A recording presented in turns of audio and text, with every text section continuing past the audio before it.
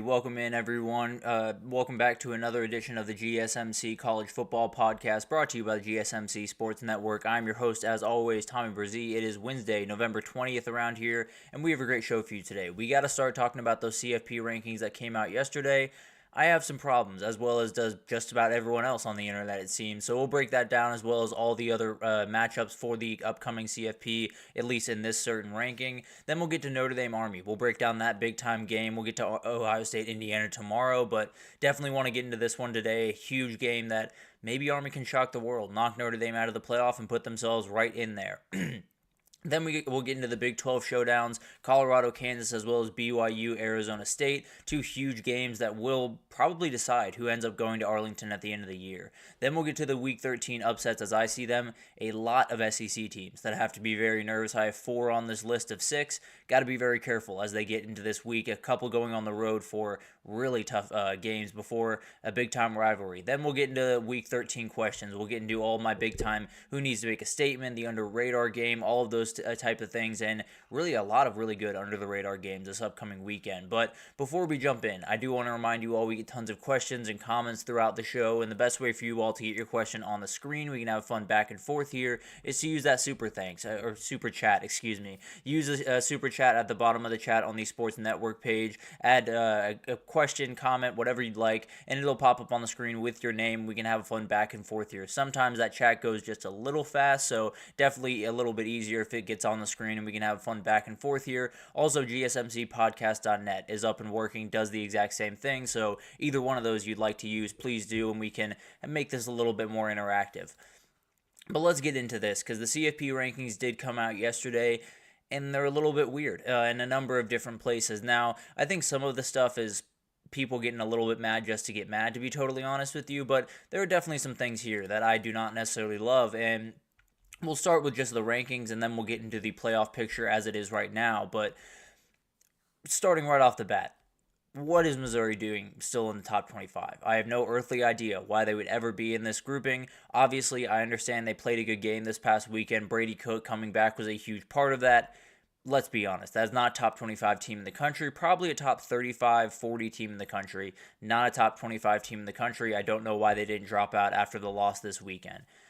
But whatever. Then you have UNLV at 24. You have Illinois at 25. Those are two big-time ones because UNLV does give Boise State a ranked win. Illinois does give Penn State a ranked win. So two huge things there that kind of just help out the resume of a couple of teams that are towards the top of this list, a couple of teams that are really vying for some big-time position in this playoff. So I do think that is kind of a big part of this, although I don't necessarily love that it's using ranked wins as the moniker. That is something that they use, and definitely a huge feather in the cap for Penn State as well as for Boise State, getting UNLV in there. But then you have the first big-time question, which is Iowa State and Arizona State are at 22 and 21. Then you have Tulane and Army at 20 and 19. What happens if Tulane wins out the rest of the way and Arizona State wins out the rest of the way? Or let's just say Iowa State gets to the Big 12 championship and they win it. Could the Big 12 be left out? I'd be surprised if that were to happen, let's be totally honest. But at the end of the day, it's really interesting to watch this unfold, because if Iowa State were to get in at 10-2 and then win that game at 11-2, they'd be right up against a 11-2 Tulane, or maybe even a 13-0 Army, and then you have to battle with them and a 12-1 Boise State. Maybe the Big 12 isn't quite as safe as I thought. I still think they will get in. I still tend to believe that they will get one of those byes. But it is definitely becoming more and more a question as we get closer and closer. If chaos happens, could the Big 12 be left out? I think they're giving them the option of if a Baylor or a Kansas State wins it, they probably will be left out, if I'm being totally honest. But outside of that, I would bet anyone that's ranked on here from the Big 12, if they were to win it, they would be above these teams. It's just interesting to watch, because those Arizona, Iowa State, Tulane, Army gives you an idea that maybe that Army team could just stay above a lot of these Big 12 teams and end up getting one of those bids instead of the Big 12. But moving forward, South Carolina hanging in there. Obviously, I've said before, I don't think they're going to get in. I think it's going to be really tough for them to get in, but do very much love that they're getting a little bit of love here. They absolutely are a team that deserves to be recognized in this back half of the season, and they're getting that. I don't think they're going to get much more than that, if I'm being totally honest, but at the end of the day, very cool moment for them. Then you have Clemson, Colorado, Texas A&M. that's pretty much the gotta-win your conference group. I think the one exception could be Texas A&M if they got to the SEC championship and then lost, because I just don't think they can punish that person. Now, we will talk about that here in a second, because Warde Manuel said something that is worrisome, at the very least, around that. And then I have a big issue here. BYU, they were up at 6 last week. They're down at 14 this week. They are behind an SMU team that they beat. They're behind a Boise State team that they're just outright better than, and pretty much every metric tells you that. And I'm one to talk, obviously. I had them drop out of my top 15, but I had them at 10 before. I did not think all that highly of BYU before. The committee obviously did, or they didn't, and they were just keeping them as a placeholder because they were undefeated, which is the wrong way to go about this business. So either one of two things happened. They either had BYU more highly ranked than they actually thought they should be, because they were undefeated, and that's not the right way they should go about it, or they dropped them way too far without really thinking about it, and that's not the way they should go about it. But at the end of the day, I do think they'll still probably get above Boise State, probably get above SMU if they were to win out the rest of the way. I just don't love that, and I think it shows that something in that room is not quite the way that it should be. But moving forward to the top 12 teams, Boise State makes their addition into the top 12, and I don't love it, if I'm being totally honest. I don't think they're a top 12 team in the country. I think they're putting them there to avoid all the disaster of, oh, well, this team's at number 12 and they're not in the field, or in things like that. I mean, Tennessee's at number 11 and they're not in the field. But at the end of the day, I think they're trying to avoid that as much as possible, so I think they're artificially inflating Boise State just a little bit. But at the end of the day, they are at number 12, and then you do have Tennessee, first team out. They are not going to be in the field as of right now. They have Ole Miss, Georgia, Bama, all above them. Going to be really tough to find your way above that if everything holds the way that we expect it to. Miami's ranked too high, just plain and simple. There's no reason for them to be number 8, especially when you have a BYU team all the way down there at number 14 that has been roughly better than them, probably has a better resume than they do. But at the end of the day, I understand what they're coming from here. I think it's one of those teams that obviously does have that high-end talent, but I just don't get it. I really don't. I don't think they deserve to be above SMU. I don't really think they deserve to be above BYU, if I'm being totally honest. But Miami's at number 8. They stay the course as the top ACC team. Obviously, a couple of big games coming up, but it's pretty much been sent that if Miami were to win out the rest of the way, they would go into that ACC championship as the higher-ranked team, and then you just got to win that game. Notre Dame is sitting pretty as of right now at the number 6 position.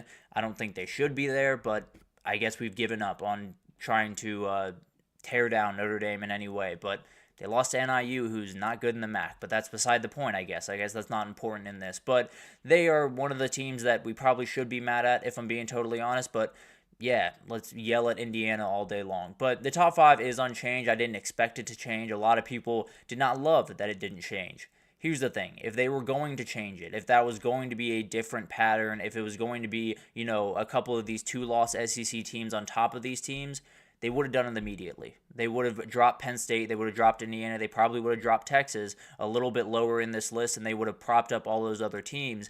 Didn't happen in the first rankings, and it's probably not going to happen throughout these rankings. So if Penn State wins this weekend over Minnesota, they're going to bump up one spot if Indiana loses, or even if Ohio State loses. That's just probably the way that's going to go. I don't necessarily fully agree with that, but I understand where they're coming from, at least a little bit. But let's get to the bracket here, because a lot of very interesting things. First thing, Boise State does get a bye in this scenario. I hate that, and I will break it down a little bit more in tomorrow's show, but I do not think they deserve a bye. I tend to believe they probably won't get it at the end of the day, if I'm being totally honest, but one of those things that I just do not like by any means, and the reason I don't like it so much is Ohio State's basically in the semifinals. Ohio State, I was watching the Josh Pate show yesterday, I believe, and he broke down these games.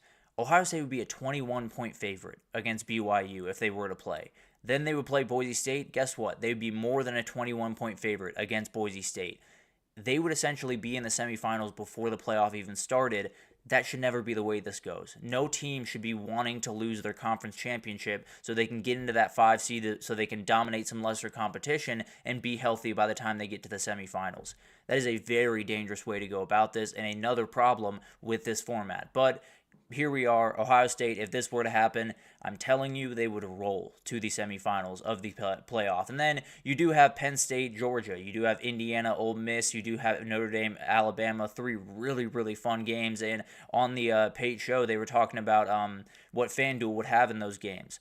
Every SEC team would be favored by 1.5 points. They would all be favored on a away from home on a northern field. So gives you an idea of what we're saying here. But at the end of the day, it would be very, very fun games. I think Georgia, Penn State would be a very awesome game. Obviously, Notre Dame, Bama would be an absolute classic to watch. And then Indiana, Ole Miss. That would be up and down the field, be really, really fun to watch, would go back and forth, and we would get plenty of great second-round games as well. Whether it was Ole Miss or Indiana against Texas, that would be incredible. Whether it was Penn State or UGA against Miami, I think it would both be really, really fun. I tend to believe both of those teams would beat them, but still would be a very, very fun game. Ohio State, Boise State, boy, I don't care about that one.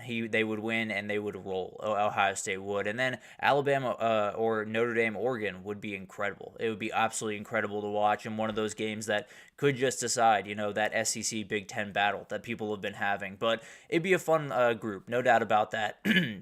I don't love that Boise State gets the bye here. I tend to believe that will not happen when they finally do this thing, but definitely a little bit worrisome. I don't love it, and I definitely don't think it's very valid, if I'm being totally honest with you. But big-time takeaways. This committee sent the message very, very loud and clear as far as I'm concerned. Win your games.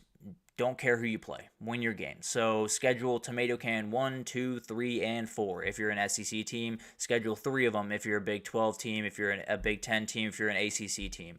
Avoid this at all costs. There's no point in Texas scheduling Michigan. Texas just scheduled at home and home with Notre Dame. Go ahead and cancel it. They're playing Ohio State next year. Go ahead and cancel it. There's no point in playing it, obviously, if they're not going to rank these teams according to any type of strength of schedule. They're just going to rank them, 12 wins, you're up here. 11 wins, you're right here. 10 wins, you're right here. 9 wins, you're right here. That's the way that's breaking down right now, and it's not the way that it should break down. Strength of schedule is not being factored in nearly as much as they are telling you that it is. But the other part of this, according to the ESPN predictor, Indiana would have a 95% chance to get in with a loss to Ohio State. That should not be the case. I'm not saying they should totally be out if they lose to Ohio State, but we have to be able to judge them by what happens on the field. If that's actually correct and Indiana would get in regardless of the result to Ohio State, we're doing something wrong, just plain and simple. I don't understand why that would be the case. I don't understand how that would even be a conversation. The other part of it is apparently a 10-2 Texas would likely be in the field, according to that predictor. That's insane. They haven't had a big win either. They haven't had one of those marquee wins that you should have to have if you want to get into the playoff. Period. End of story. If you have not won a big game, if you have not shown that you can go toe-to-toe or beat one of the big-time teams in this country, you don't deserve to play with the big-time teams in the country for the biggest award in the country. Period. End of story. I don't know why that's a hard thing for people to understand, but apparently it is. But I think there's one of the things that kind of makes me lean a little bit towards maybe Indiana could drop out is what they did to BYU. I do think that could happen to Indiana in some respects. They could possibly drop out if they were to get blown out this weekend. But honestly, it feels more and more like Indiana might just be safe, regardless of what happens, regardless of the score, regardless of if they get blown out by 50.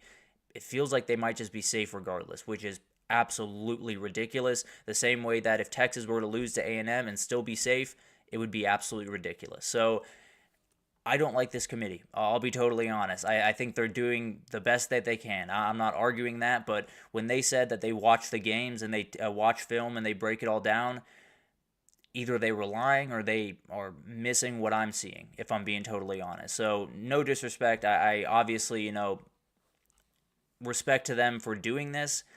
They're doing it poorly. I'll just be totally honest. It's not nearly the way that it should be, and I have a feeling that they're going to have Greg Sankey busting down their doors after Selection Sunday because I think they're going to make the wrong decision somewhere. I can't promise that, but I have a feeling that they're going to do something that they probably shouldn't do just because a team won some games that they should win. But that's beside the point. We will get into that throughout the week and throughout the next couple of weeks. But let's take our first break here. When we come back, we'll get into Notre Dame Army, a huge game going on in Yankee Stadium this upcoming weekend, and we got to break it down, got to give it some love right after this, so stick with us. I feel like I'm losing my mind. Is everybody in the world blind? Please, Lord, give me a sign, a sign. I feel like I'm losing my mind. Is everybody in the world blind? Please, Lord, give me a sign, a sign.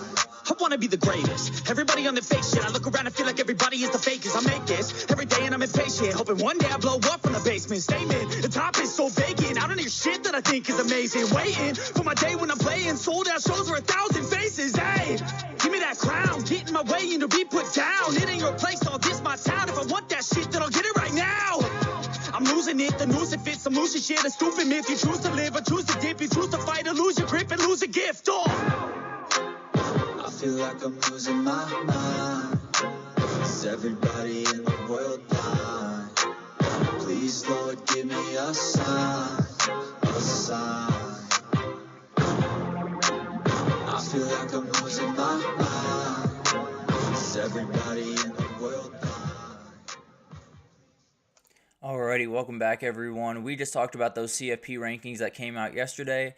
I have some issues, no doubt about that. I don't love that Boise State would get a bye in that scenario. I don't love the way that they're breaking down all of the different 2-loss and 1-loss teams. Feels like they're just looking at the record, ordering those teams, and then deciding who they think is the better team between that group.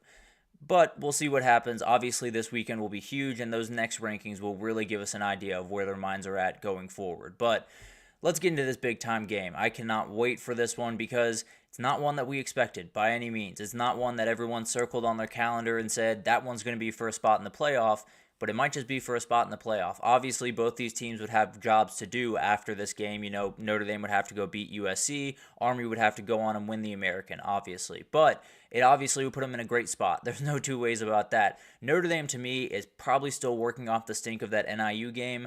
Seems like they're not for the CFP committee by any means, but they are to me, no doubt about that. And it'll be interesting to watch what they can do in this game. They've done a really great job, no doubt about that. They've handled business. They've done their what they've needed to do. A little bit of a tough spot against Louisville, so something to watch there. Maybe Army can... They probably can't be as explosive as Louisville is, but they absolutely can do some of the things defensively that Louisville can do. But a huge reason for why Notre Dame is kind of finding this groove, why they're kind of going off to the area that they probably need to be to compete in the playoff is Riley Leonard and Mike Denbrock. That was a marriage that early on looked a little bit shaky. It didn't necessarily look the way that Notre Dame fans wanted it to look, the way that a lot of them expected it to look. They have kind of made that work. It's kind of found the mold that a lot of things... You know what it kind of reminds me of is Tommy Rees and Jalen Milroe last year. It was a little bit ugly to start. They were trying to figure out what he does best, where he fits into the offense, how do they want to expose this, or how do they want to make this offense explosive. And it feels like they found it over the last 4 or 5 weeks. It feels like they found what Riley Leonard does well. It feels like they found what these wide receivers do well, and they're attacking that over and over and over again. Now, I still have my worries about them against an elite defense like a Georgia or an Alabama or someone like that, but I still do think they found a little bit of rhythm on offense that they just didn't have early on, and it gives them a huge leg up in a number of different games, including this one. But over on the Army side, I think you have a ton on this plate, and I think when you look at this Army team, you have a moment here to totally change what your football program is about. You have a chance to beat Notre Dame. You have a chance to get a huge win, and you get to do it, obviously not at home, obviously, but you get a home game, quote-unquote, to do it. It is going to be incredible to watch this unfold, and if they were to get this win, the entire narrative around what Army football is and what it can be would change overnight. I'm just being totally honest. It would be one of those moments that they could point back to in 25 years and say that is the moment that Army football changed. Now, obviously, they wouldn't quite get to the CFP. They would have a very clear path where they would just have to beat Tulane in the AAC championship. They're already in it, so they wouldn't necessarily have to win the UTSA game. They would have to win that Tulane game. But regardless, it would put them in a position where everyone's looking at them in the group of 5. Everyone's saying that is the team that everyone should be watching. That is a team that can compete with some of the elite teams in the country. That is the team that really can push a lot of these elite teams. So it's going to be awesome to watch, and there's no doubt about it. I mean, this Army program has been in the dark for a very, very long time. I can't remember a time where Army football was a big factor in college football. they are going to be Saturday, and that's a special thing. Cannot wait to see that unfold, and as you can imagine, this one's going to be decided on the ground. Both these teams are top 11 in the country when it comes to rush yards per game. Jeremiah Love and all of the running backs that they have for Notre Dame, along with Riley Leonard, is an elite group, no doubt about that. And then for Army, Bryson Daly and Kanye Udo, one of the best duos in the country. A really, really elite group, and Bryson Daly, frankly, should get a little bit more love for the Heisman, but getting injured a little bit hurt that. But incredible, incredible player, and definitely a guy that, if you're going to win one of these games, it usually takes a Herculean performance. He has that in him. There's no doubt about that. He has a lot of juice in him, and I think Army's in one of those spots where they've been dominating pretty much all year. They've been rolling through teams. They've looked incredible. Obviously, that North Texas game was a little bit scary at moments, but they handled business there, got on with their day. They're coming off a bye. This is a totally different world. This is an entirely different human that's on the other side of the field. This is a 300-pound Riley Mills, a 300-pound Howard Cross. This is not a normal team by any means. So it's going to take some gimmicks. There's no doubt about that. It's going to take that triple option offense, putting them off kilter and putting them in confusing positions and maybe hitting a couple of big plays, which we'll get into here in a second. Also, they're going to need turnovers. There's no doubt about that. Army, as well as Notre Dame, have actually been really good around turnover margin per game, both over 1 per game. So really winning the turnover battle. Who can keep that going? Who is going to go on the other side of that? And probably will decide it one way or the other. Obviously, Notre Dame has a little bit more wiggle room in that respect, but one of those things that Army's probably really got to win that turnover battle if they want to get that win. But when you look at this game, I think a lot of people will say, well, Notre Dame rolled over Navy. So obviously, they're going to be able to handle the Army attack. They're going to be able to handle what Army has to throw at them. I wouldn't make that one-to-one comparison, if I'm being totally honest. First, Navy just gave the ball away a lot. They made a lot of just unforced errors because, frankly, it looked like they were scared of the guys that were on the other side, which can't necessarily blame them too much. But at the end of the day, Army is much less likely to make those mistakes. They're much better about holding onto the ball than Navy is. Also, they have a more dynamic pass game, so they attack you just a little bit differently as well. I'm not saying that Notre Dame being able to dominate Navy isn't a good indicator of this game, but I wouldn't necessarily say they dominated Navy, so they're going to dominate Army. But the Notre Dame defense, in a lot of ways, is one of the best run defenses in the country, giving up about 126 per game. It probably will get over that. Let's be totally honest. Against Army, it usually does get over that. Can Army get to 200 is really the question that I have. Can they get to 200 yards rushing? Can they really get this thing rolling downhill? And then on the other side, they're the number one rush offense in the country. They're also the number one rush defense in the country. They allow 71 yards per game. Obviously, not the elite talent necessarily that they're playing on the other side, but definitely a good moniker for how good this team is and what they can do. So this one's going to be special. There's no doubt about that. You got two historic programs, Army looking to make history, Notre Dame looking to get back where they feel like they belong. It's just something that the 12-team playoff gives us that the 4-team just didn't quite give us. I still think this would be a relatively big game in the 4-team, not quite as big as it is in the 12-team. But players to watch. Bo Collins is a huge player in this game, and I think he's a huge reason why this offense has really taken off. They did a great job early on in the season kind of getting him going, but over the last couple of weeks, he's really been the guy. He's been absolutely huge, and I think he's one of those guys that when you talk about physicality and the advantage that Notre Dame's going to have, it always starts in the trenches, but it's going to extend to the outsides, and that's going to be one of the big-time examples of that. And then Riley Mills on the interior. That guy next to him, actually, Howard Cross, might be out for this game. He's still very much up in the air. He was out for that Virginia game. We'll see what happens with that. But Riley Mills, regardless, is going to have to step up big and really dominate the interior. They slow down that dive from Kanye Udo. It's going to be a really long day for this Army team.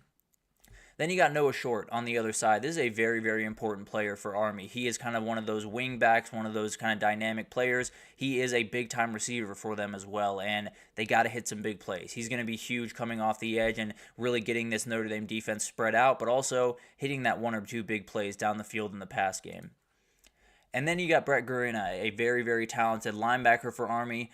They got to fly around. Pretty much all of these linebackers. They're going to be rotated in a lot. They're going to play around with a lot of things, but they got to fly around. They got to make every type of play. They cannot miss tackles because if they do, this one's going to get ugly in a hurry. I'll just be totally honest. So he's going to be hugely important along with all the other linebackers on Army's roster.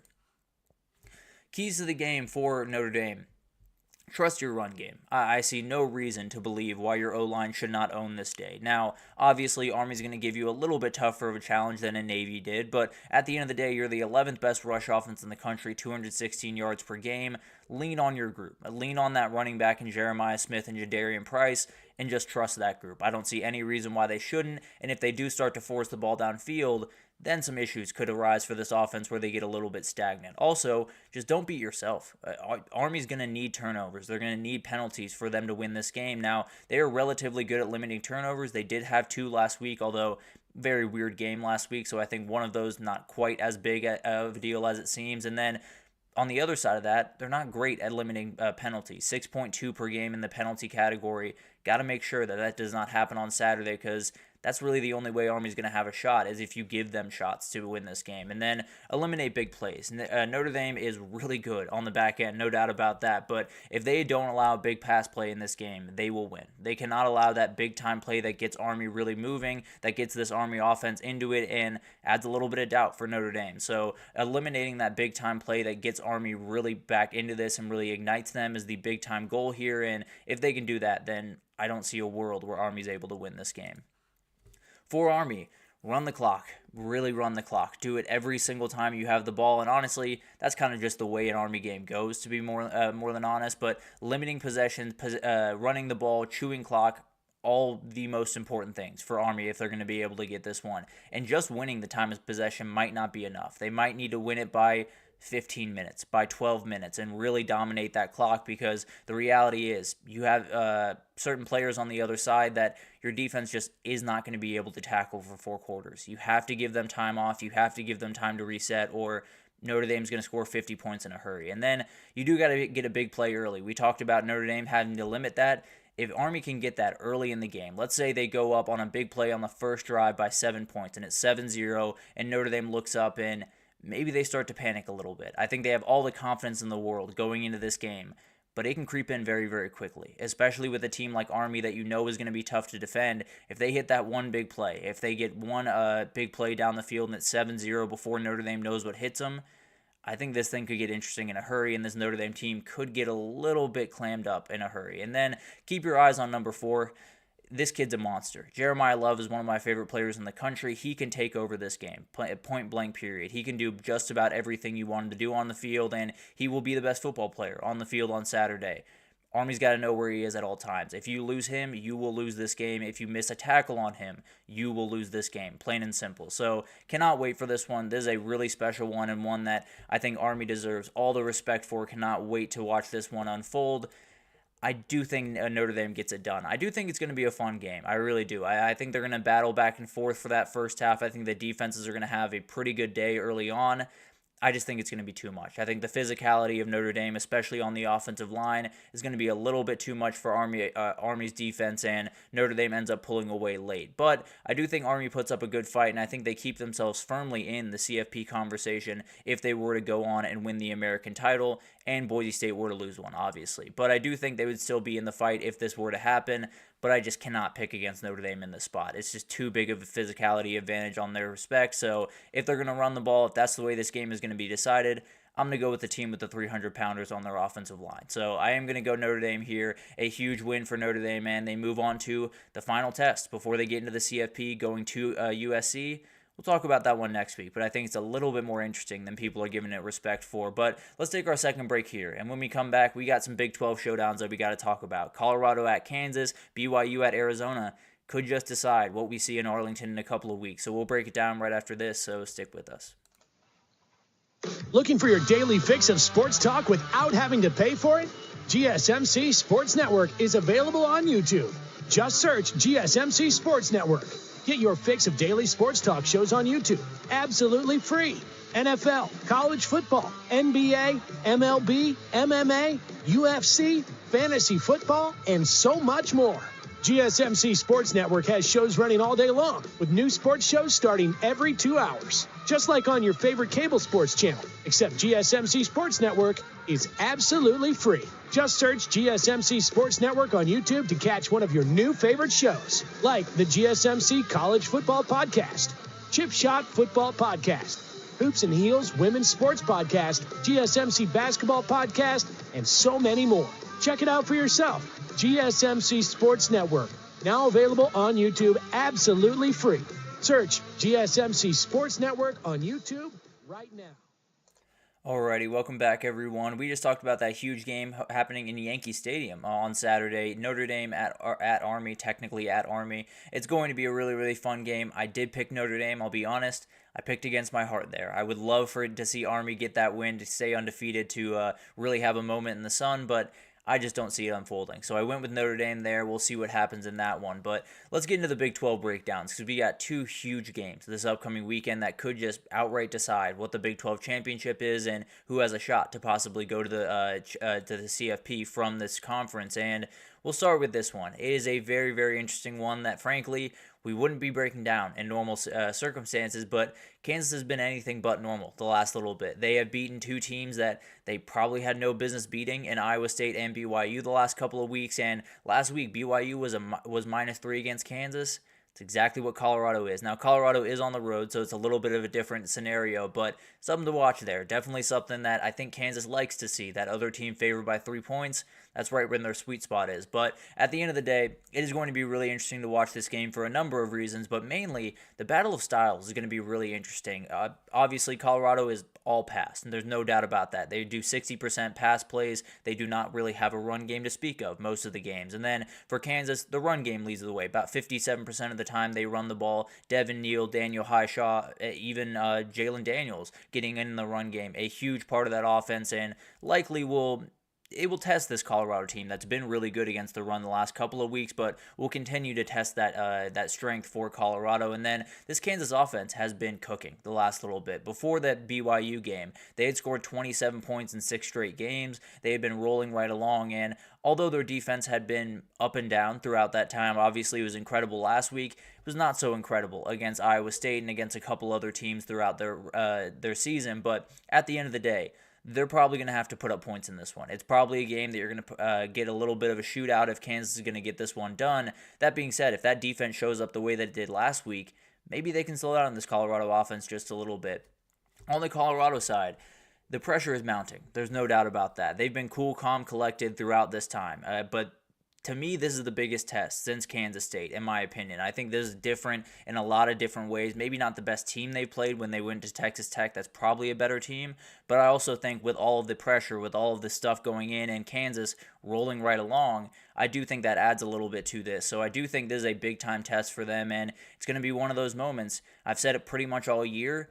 It's the biggest game in Dion's Colorado era, no doubt about that. Obviously, next week could be a bigger one, and the week after that, hopefully, will be a bigger one for Colorado fans. But they need to execute at a very high level, especially defensively on Saturday, or they might just have to deal with a little bit of that Kansas magic that's been unfolding the last couple of weeks. But some players to watch. Will Sheppard is someone that I think is still getting a little bit undervalued when we talk about Colorado. I think that offense, we saw it early in the season. It wasn't quite that Colorado offense that we expected to see. And a lot of that had to do with the offensive line coming along and doing their thing, obviously. But I do think a lot of it had to do with Will Sheppard wasn't quite getting the ball quite enough early on in the year, and now he's so dangerous. He is the biggest 50-50 threat, deep ball, just go up and get it type guy on that team. And you add that to LaJohntay Wester and Travis Hunter and all the other guys, it's a nightmare to deal with. So he's someone that they're going to have to try to shut down, knock out those big-time plays that he makes. If you can do that, then everything should be in front of you, and then you just have to tackle, which is going to be a rather tall order, but at the end of the day, makes it a little bit easier than dealing with 6'5" up in the air.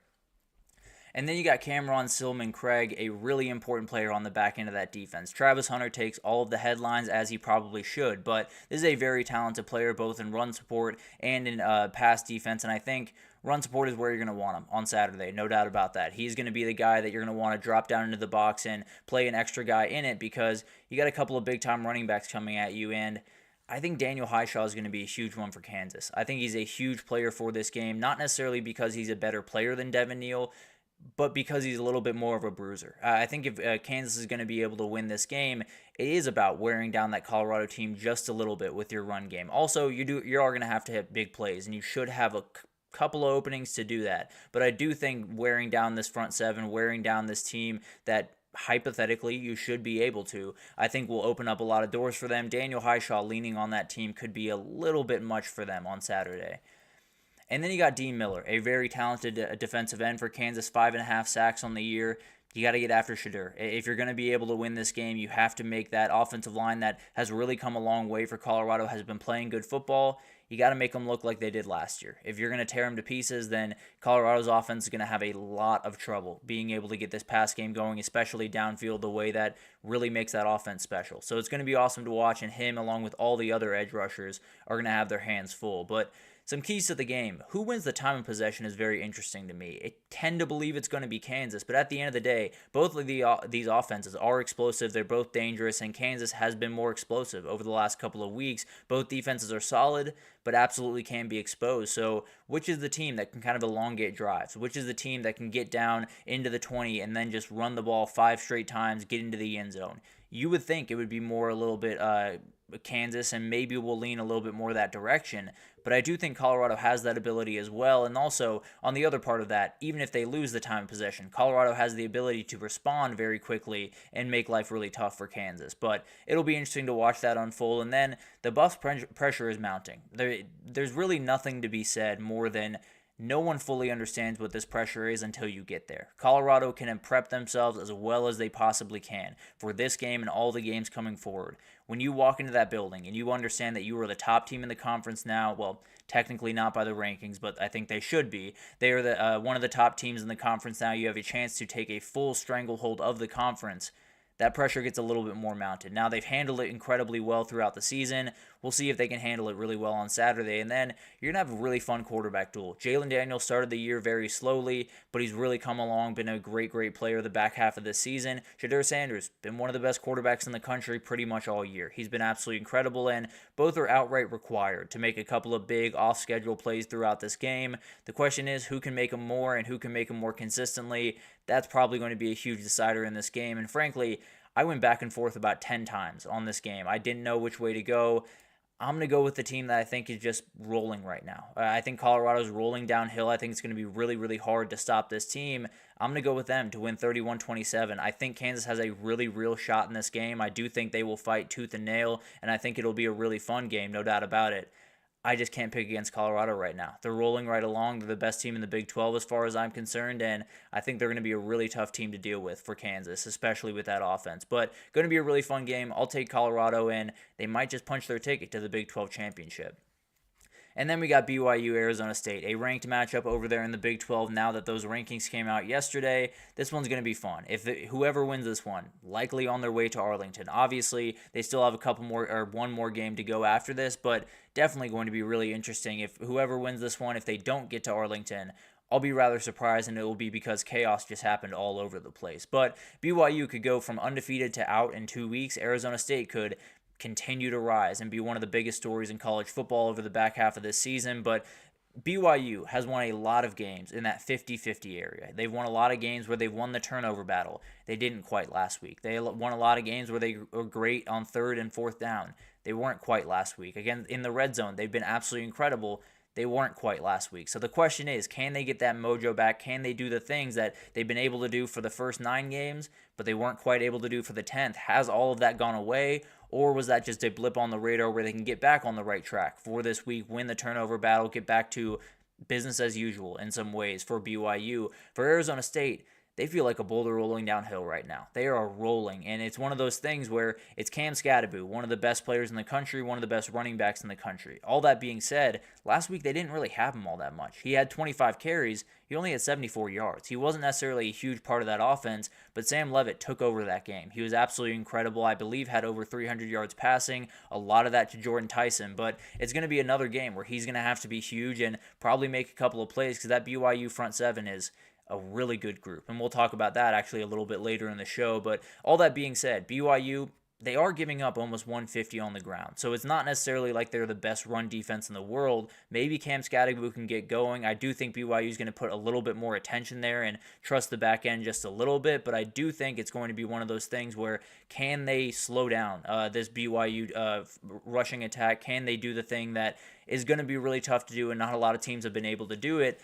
But Kansas State was able to last week, so maybe that's the difference. Maybe teams have figured out how to kind of slow down Cam Scadaboo just a little bit. If BYU can do that, then you're putting another game in the hands of Sam Leavitt, and we'll see if he can respond against a much better pass defense than he played last week. But these two teams are going to be going all out. There's no doubt about that. It's going to be everything for them, huge implications. One of those games that wouldn't be quite as big if BYU won last week, but now it might just be a playing game for that game in Arlington, which is going to be just incredible to watch unfold. But Darius Lassiter is someone on the BYU team that I think when we talk about this BYU team, it's all about the different, Jake Retzlaff. It's all about the quarterback. It's all about some of the players defensively. Darius Lassiter has been a huge player for this team down the stretch of the season. He's been a great wide receiver, especially next to Chase Roberts. He's been a great other option, and I think when you have him, you can do a lot of really, really great things. You can open up a number of things for other players on the field. You can do a number of things where he plays different positions and plays around the stuff. He's a very veteran guy. I think he's hugely important, especially just down the stretch of the season,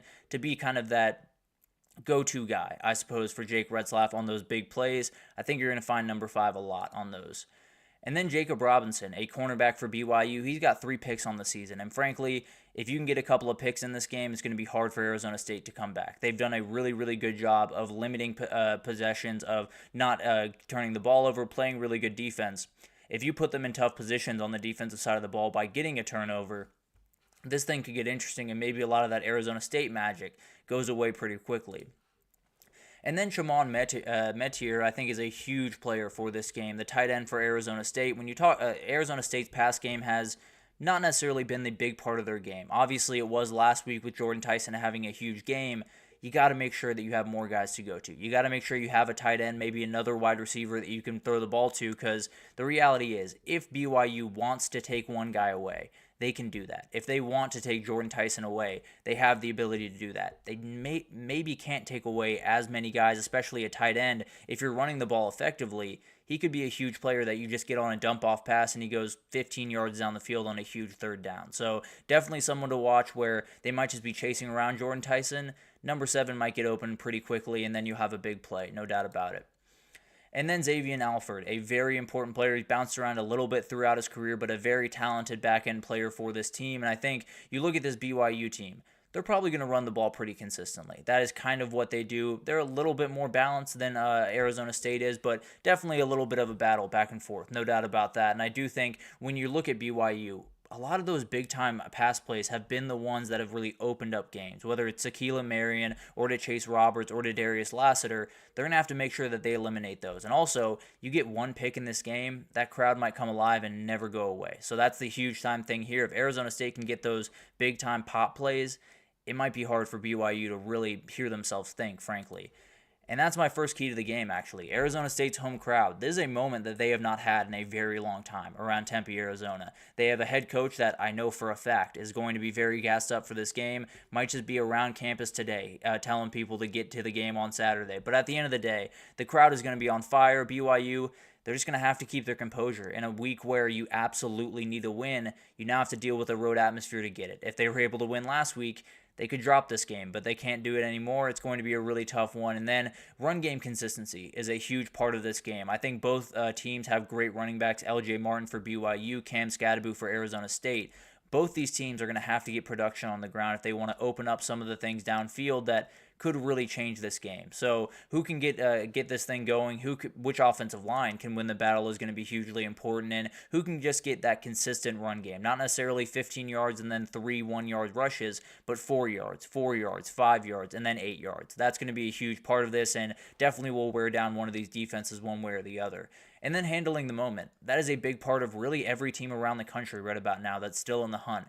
You got to handle pressure that has not been there for a lot of these teams. Arizona State and BYU definitely included in that group. The implications are as high as they have ever felt. Jake Retzlaff, Sam Leavitt, and pretty much every other player on the team is going to have to handle that one way or the other. So it's going to be a really, really fun game. Cannot wait to see that one unfold.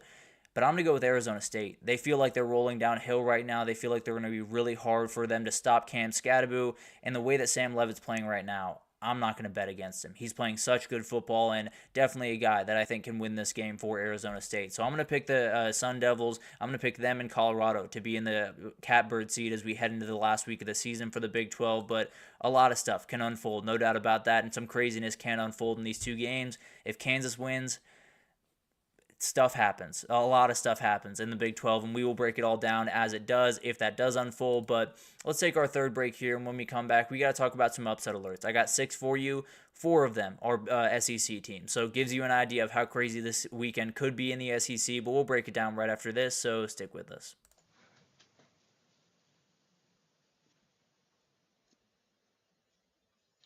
For the best and latest podcasts available anywhere, go to the podcast app on your cell phone and type in GSMC to access free content-rich podcasts on health and wellness, book reviews, sports, entertainment, relationships, social media, movies, technology, finance, and even weird news. Subscribe and download the GSMC Podcast Network's family of shows, available everywhere podcasts are found.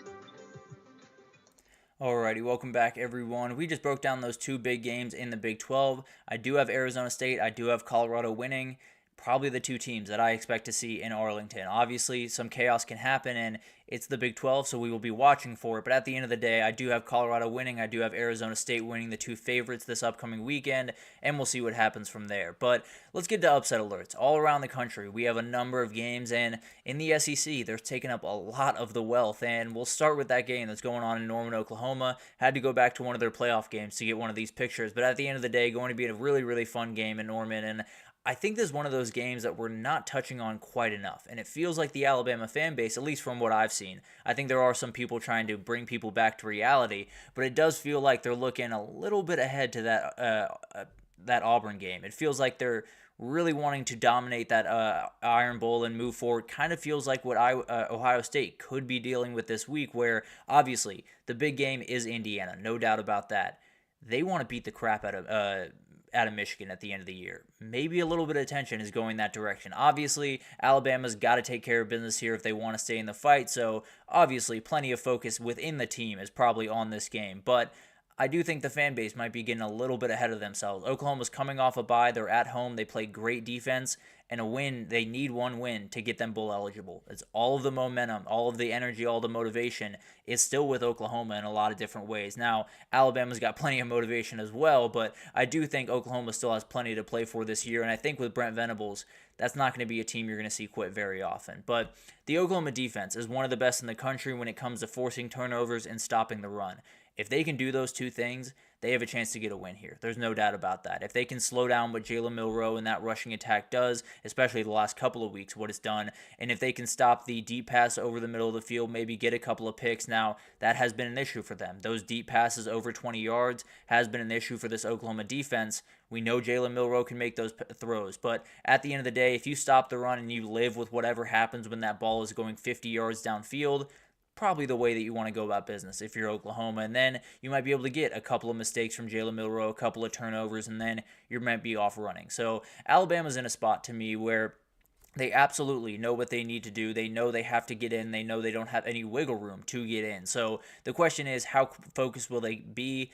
I tend to believe very focused. I don't think there's any looking ahead. I don't think there's any, thinking about Auburn or any of that might be going on in the fan base. I don't think that's going on too much in the locker room. I think Kalen DeBoer is very good at getting his guys ready in that respect. And also, the defense travels, and the defense has played really, really well lately. So the way I look at this game is if Bama's going to lose, they got to score under 20 points. And this Bama offense, I don't see scoring under 20 points right about now. So I do think they get this win. I'm going to put it a 1 out of 5 on the upset meter. I don't expect this to happen by any means, but that Oklahoma defense gives them a shot in just about every game they play.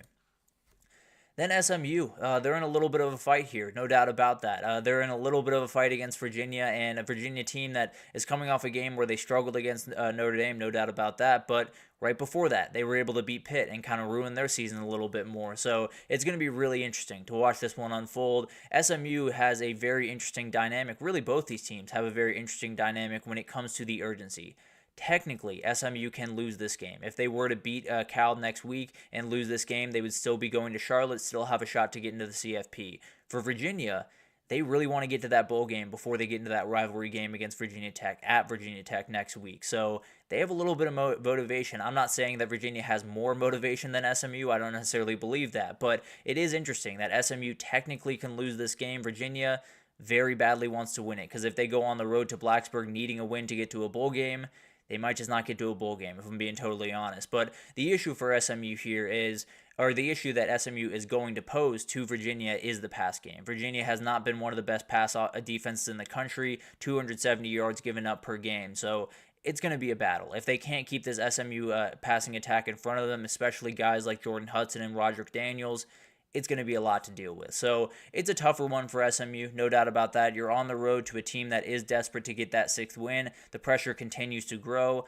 I do think SMU should be okay here. We'll break it down in a little bit more detail tomorrow likely, but I do think they should be okay here. Probably a 2 out of 5 on the upset meter. Definitely one to watch out for, but I wouldn't necessarily be too worried if I was an SMU fan. Penn State, they go on the road to Minnesota this upcoming weekend. They have 2 games from hosting a CFP game. I don't think they should be 2 games from hosting a CFP game, but that's beside the point. This Minnesota team is very tough. They've won 4 out of their last 5 now. They did lose last week to Rutgers, so that was the 5th. But at the end of the day, they have been playing really good football. Max Brosmer has become a really long way from the beginning of the season, where it looked like that offense was a little bit, if you're going to run the ball, that's all you're going to do pretty much. But they've been able to find that pass game throughout the week. And for Penn State, they're elite defense. There's no doubt about that. They're one of the best in the country against the run and the pass. So can Max Brosmer find the plays through the air that he has found in the past couple of weeks, or will it kind of fall on deaf ears? Will they not be able to find those big plays? And then in the run game, will they be able to find openings for Darius Taylor to get downfield to make those big plays that he absolutely has the ability to make? But definitely is going to be a fight one way or the other. So it's going to be awesome to watch. Going on the road against a team that is looking for that big-time marquee win, especially ruining Penn State season, would be a nice feather in the cap of Minnesota, no doubt about that. But I do think this one is going to be really, really tough. I think Minnesota knows that. Just unload on this one. Just put all the energy, all the kind of a Florida LSU type vibe in this one. Put all of the eggs in this basket. Put everything into this game. You get it at 3:30.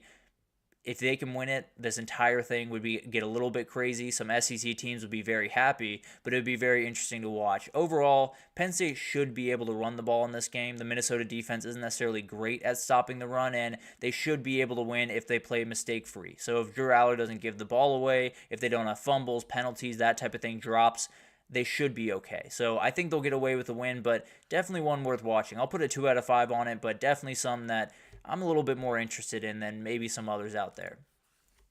Then we got Texas hosting Kentucky, and they are the only one on this list, actually, that is at home for this game. But Kentucky goes to Austin in the mission just to ruin the Lone Star Showdown next week. And we'll actually talk about the other team in that here in a second. But they proved in Oxford that they absolutely can do that. They can ruin the fun, especially for offenses that are very explosive.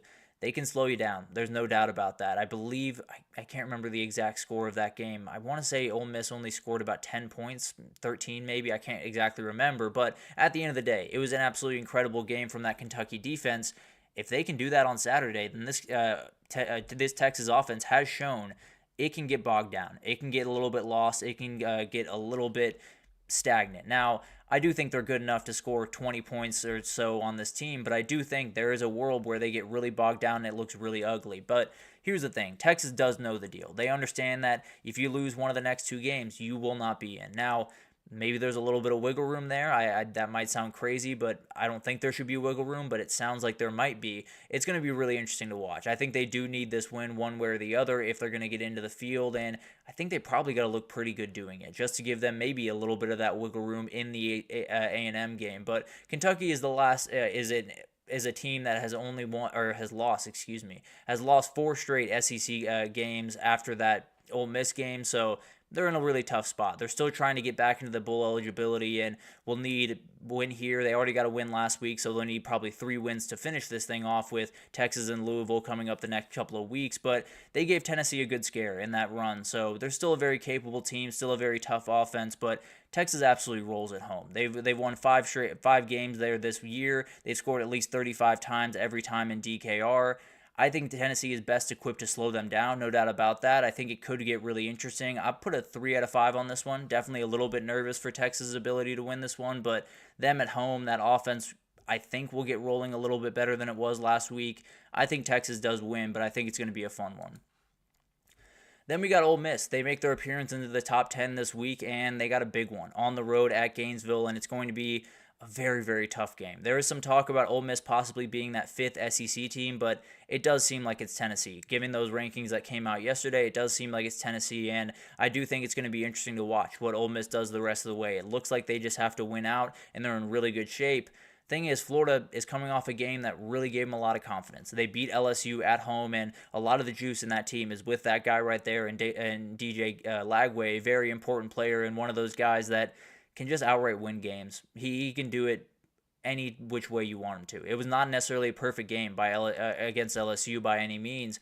He was able to make the big plays down the stretch, and that was a huge part of that game. And also, you're going to the Swamp for this one, which is not ideal by any means. Now, you do get it at noon, which is very, very nice. Not getting it at night like LSU did is a blessing. But at the end of the day, getting it at any time is going to be loud. It's going to be aggressive, and you just got a fan base that got their taste. They got the juice that they needed in.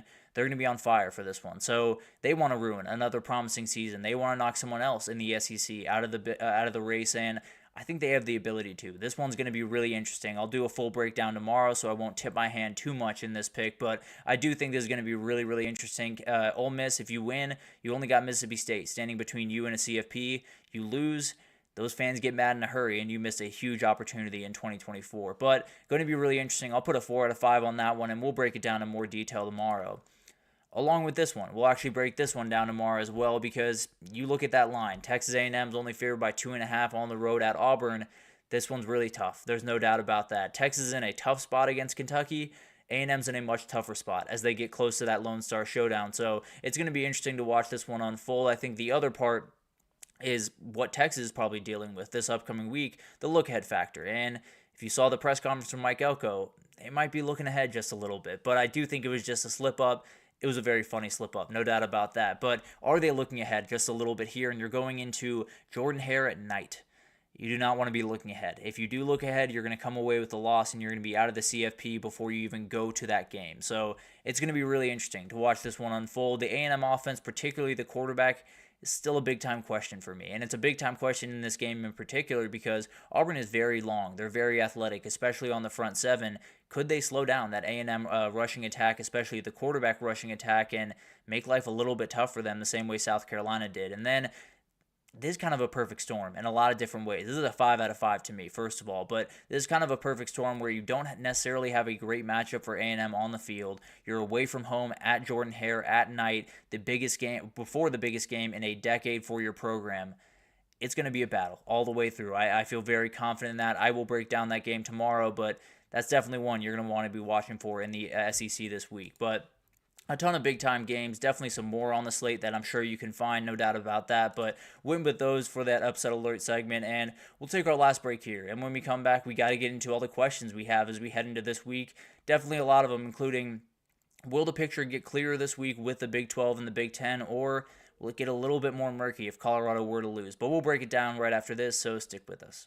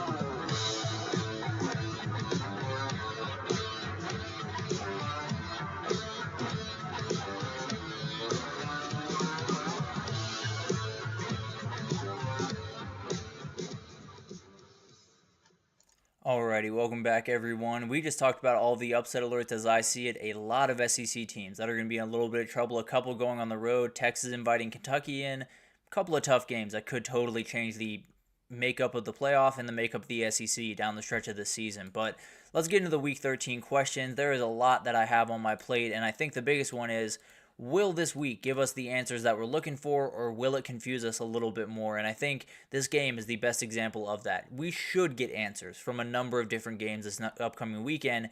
We are not guaranteed to get answers from just about any of them. So we'll start with that Ohio State-Indiana game. Let's say we get to 3:30 on Saturday and Indiana has lost by, let's say, 17. Does anyone know how the playoff committee is going to handle that? I tend to believe they would still put Indiana in. I can't say that with confidence. And then on the flip side of that, if Ohio State loses by 3, does anyone really understand how they're going to handle Ohio State going forward? I still think they would be in, but definitely something to watch, and one that could get a little bit interesting, and definitely we might just have to wait till Tuesday to get the full answer on that. So definitely something to watch there, and then we should be able to get answers in the Big 12. If I had to imagine, we should get answers. This is the game where we just outright will get an answer. One way or the other, we will know which one of these teams is in the driver's seat to get to Arlington, which one of these teams is probably out of the race, especially if Arizona State loses. BYU technically still has a path if they lose, but I'd be very surprised. So that should give us an idea of where everything sits. Now, the flip side of that is what happens if Colorado loses to Kansas? And then you have to figure out what happens there, and then Iowa State's back into the mix, and maybe Kansas State gets back into the mix. So a lot of different things that are still on the table for this upcoming weekend in the Big 12. So we should get answers. We should get at least one answer of, is Arizona State in it? Is BYU still in it? Which one of those teams is still in the race for the to go to Arlington? Beyond that, we could have a lot of more confusion around it than we want, and it could get really interesting, especially with that Colorado game. If they lose, this thing gets interesting in a hurry, and the Big 12 might get a little bit nervous about their position in the CFP. But we'll obviously break that down in time. We'll see what happens there.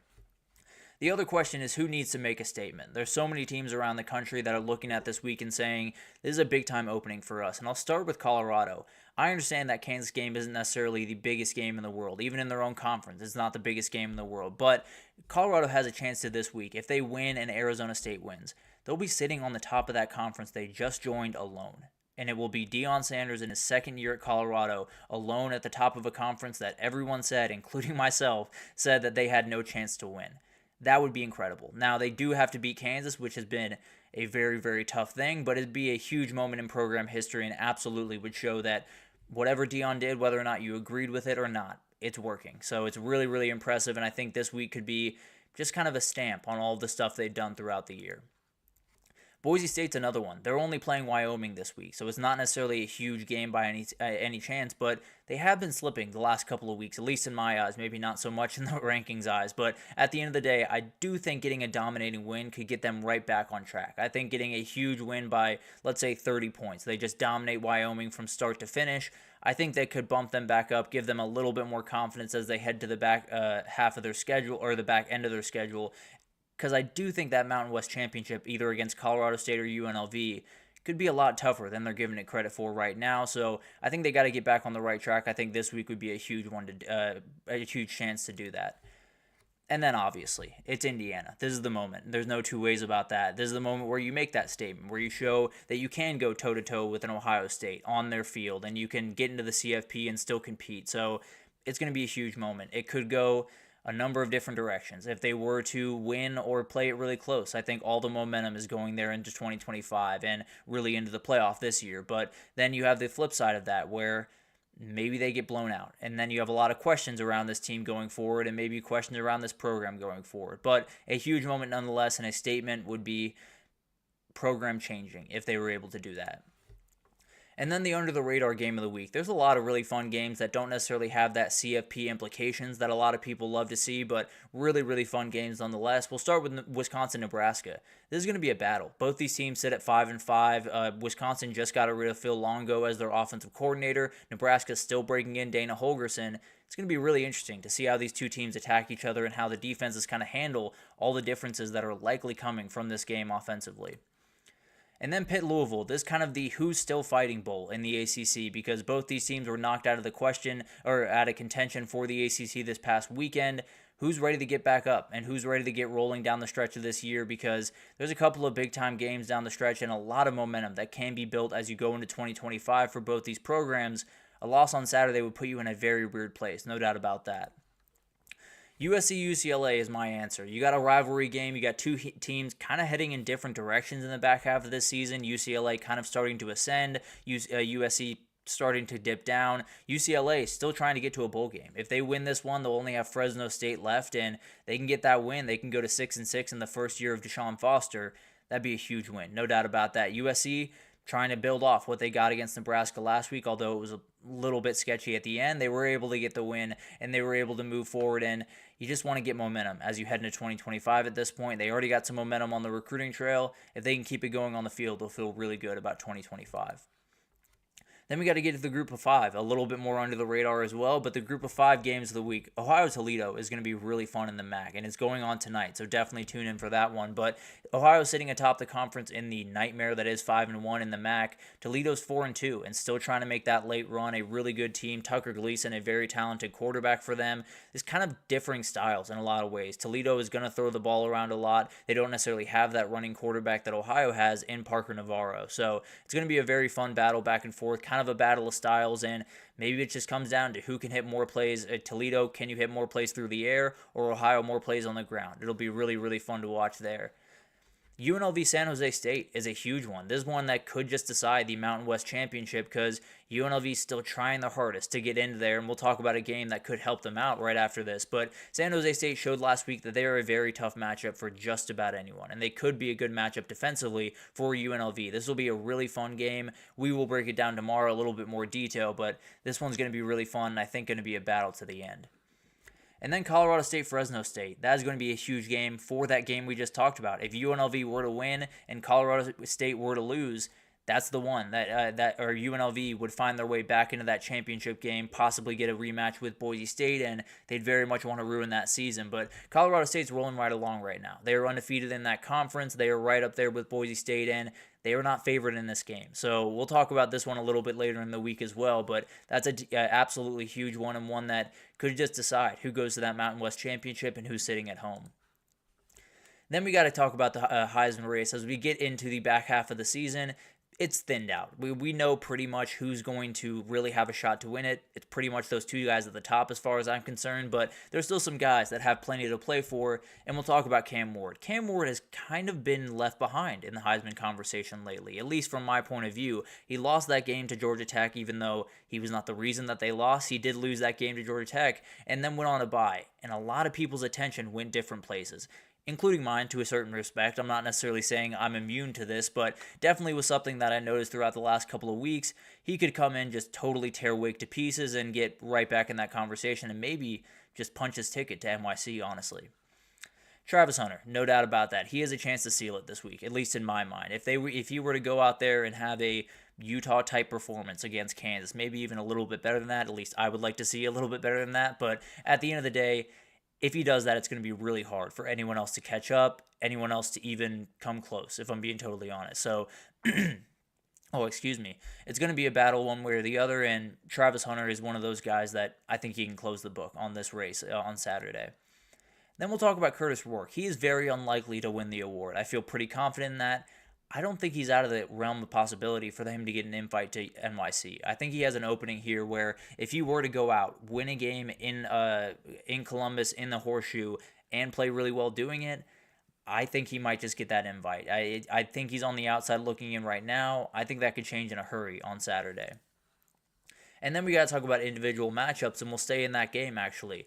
The Indiana wide receivers against this Ohio State backend is going to be really fun to watch. Elijah Surratt, Miles Price, Omar Cooper Jr., some really talented guys, and Ohio State really struggled against the Oregon group. This isn't quite as talented as that Oregon group, of course, but definitely still a really good group, and Elijah Surratt, terrifying. Anyone who's guarding him should be a little bit terrified because this dude can go up and get balls really wherever, and he's one of those guys that I think because of that jersey, we're not appreciating just how good of a player he is. He is one of the best wide receivers in the country, and he's going to be a load to deal with for whoever that it gets him, and it's probably going to be Denzel Burke.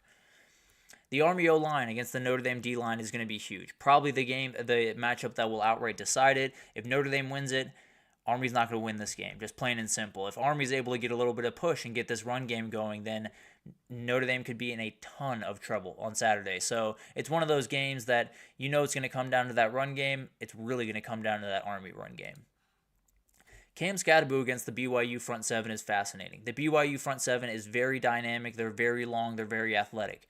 They're not necessarily all that great at stopping the run, so they do need to be a lot better against a relatively good offensive line for Arizona State. They're going to have to battle back and forth, and really, more than anything else, I think it's kind of a war of attrition. I think it comes down to who in the fourth quarter with about 5 minutes left is still fighting every single down. Is Cam Scadaboo still fighting through tackles? Is BYU still rallying to the ball and getting all those big-time tackles that they're going to need?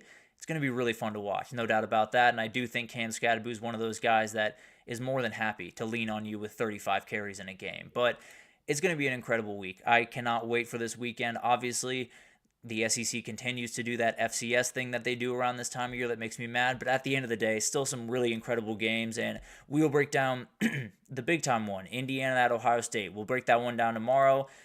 I feel pretty good about my pick right now, but definitely some wiggle room that I'm trying to figure out where exactly I want to land on. We will get to that tomorrow, so definitely tune in for that. But that'll do it for this edition of the GSMC College Football Podcast, brought to you by the GSMC Sports Network. Your support means a lot to us, so please remember to subscribe to the show, leave a positive review. It does make a huge difference.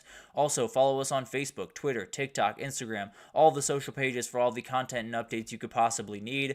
We got great people doing great work across every sport you could want. So anything in the world of sports you need, come on over to GSMC and we have you totally covered. But thank you once again for listening, and we'll be back tomorrow to break down that huge one going on in Columbus this weekend. Mm-hmm. Mm-hmm. Mm-hmm. Mm-hmm.